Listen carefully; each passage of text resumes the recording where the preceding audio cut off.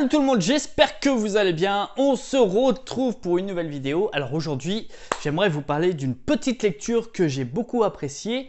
Mais avant tout, j'aimerais également vous parler d'un de mes derniers achats que j'ai pu faire. Pour les curieux, on m'a souvent posé la question, est-ce que j'ai acheté donc la guerre 0 Fortnite Marvel? Sincèrement, oui, je l'ai acheté. De toute manière, vous le voyez, hein, il est juste là. Alors, pour tout vous dire, je sais que sur Twitter, c'est surtout sur Twitter qu'on m'a posé la question parce que j'ai déjà fait gagner les deux volumes précédents. Enfin, précédents, pas vraiment, puisque là, c'est vraiment sur du Marvel. Avant, on était chez du DC Comics.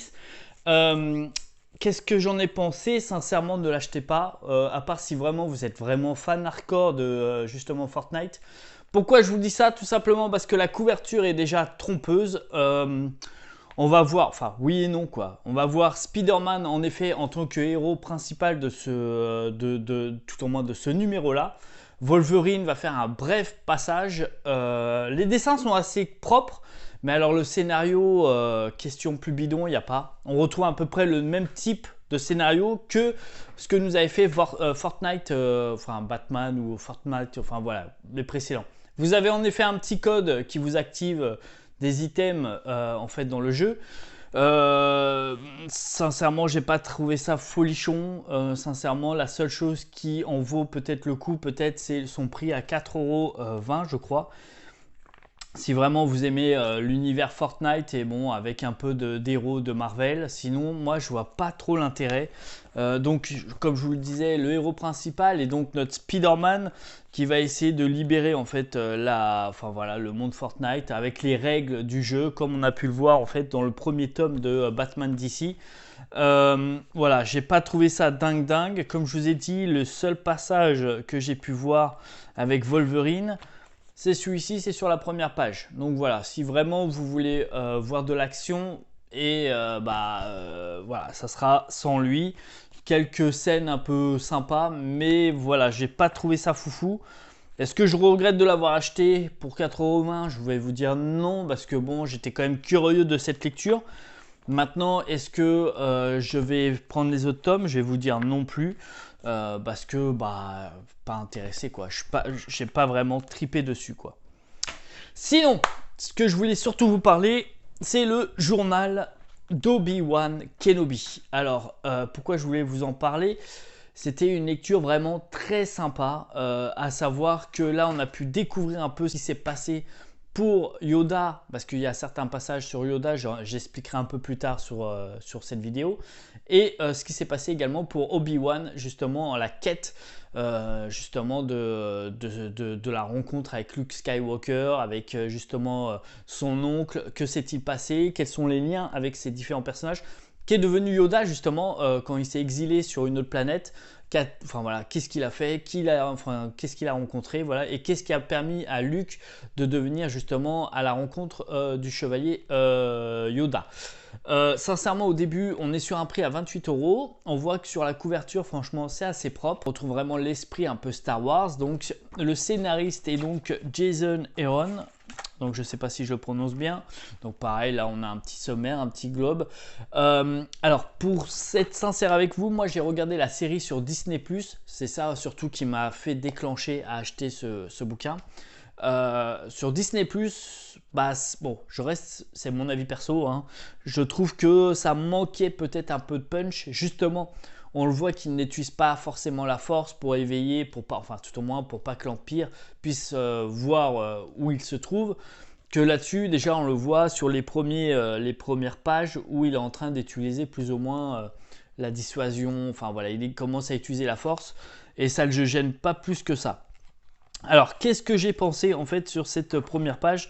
Donc, on voit bien notre Obi-Wan Kenobi qui s'est donc exilé sur Tatooine pour essayer tout au moins de garder un œil sur Luke Skywalker, mais son oncle Aaron en gros, ne veut pas qu'il soit formé par Obi-Wan de peur qu'il devienne comme un Dark Vador.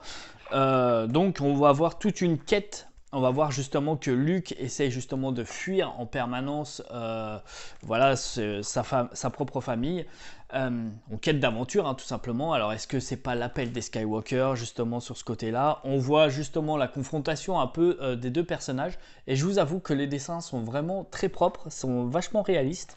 J'ai vraiment beaucoup apprécié cette lecture comparée à la série sur Disney où je l'ai trouvé, bon, à part le dernier épisode, mais certains passages un peu lents. Vous voyez, même quand il y avait le combat entre Dark Vador qui a tué, enfin qui a tenté, je peux pas faire de spoil.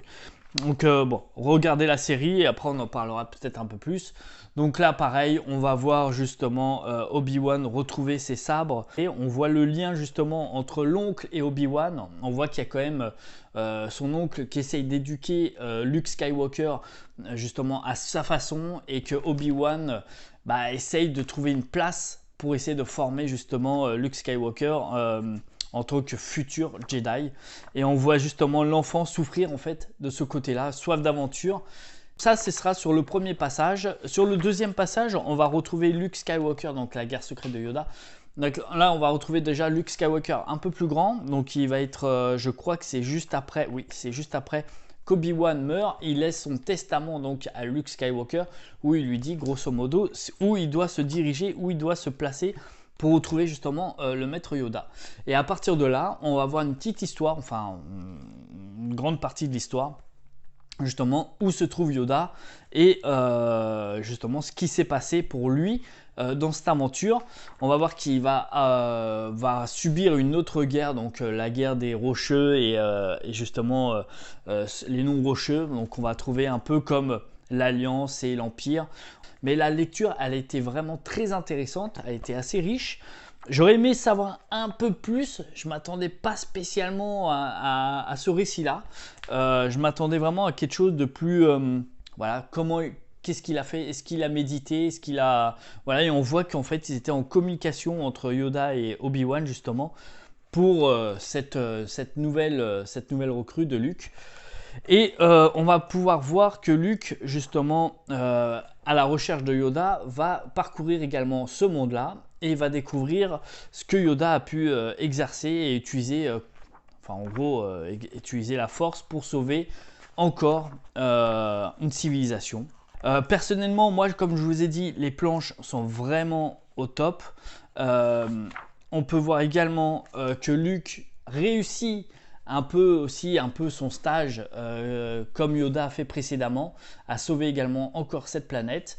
Et justement, où Yoda dit en clair, bientôt il sera prêt, je t'attendrai donc à la future planète pour justement le former en tant que chevalier Jedi.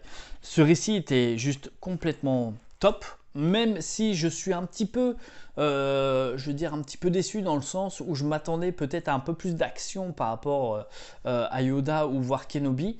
Mais sinon, c'est un très bon récit que je peux que vous conseiller à une somme de 28 €. Donc, et la couverture est vraiment top, elle est vraiment très propre. Voilà, si vous avez aimé, je crois, la série sur Disney Plus d'Obi-Wan, tout au moins même Obi-Wan ou The Manda, enfin tout cet univers un peu fantastique, je pourrais que vous le conseiller car vraiment, ça vaut vraiment le coup. Encore une fois, les planches sont vraiment magnifiques. Bon, c'est du Jason Aaron, donc tout le monde connaît un peu maintenant. L'univers justement entre Ben et Luke Skywalker, c'est un peu plus détaillé. Enfin, on connaît un peu plus leur lien, justement également avec Obi-Wan. Ne souhaite pas que son oncle ne souhaite pas que Obi-Wan rentre justement en contact avec Luke. Et on va voir un petit peu des certaines extraits où on comprend mieux un peu dans l'épisode 6, justement tout ce qui se passe un peu, pourquoi il est en quête d'inconnu, d'horizon, quoi, on va dire ça comme ça. On retrouve certains personnages assez fantastiques comme Jabba, C3PO, enfin voilà, on retrouve vraiment un univers complet. Et si vous aimez encore une fois cet univers-là, je peux que vous conseiller de cette lecture, vous n'allez pas vous ennuyer. Les amis, je vous dis à très vite pour une prochaine vidéo.